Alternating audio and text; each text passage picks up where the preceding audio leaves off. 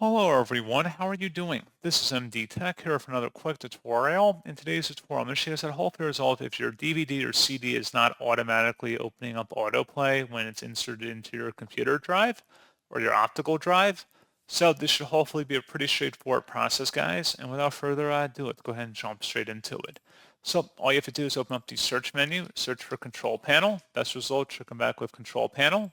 Go ahead and open that up. Set your view by in the top right to large icons, and then select autoplay. And then go down to the DVD and the CD sections here. And you want to make sure you click the drop down next to videos or images, music, or whatever item or media you're having an issue with.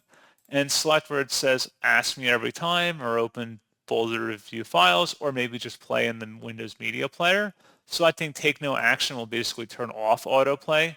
So you want to do that for both the DVD section here, as well as the CD section, and probably the Blu-rays wouldn't hurt as well. So pretty straightforward. Once you're done, you would select Save to save your changes, and that's it. So as always, thank you for watching this brief tutorial. I do hope that was able to help you out, and I do look forward to catching you all in the next tutorial. Goodbye.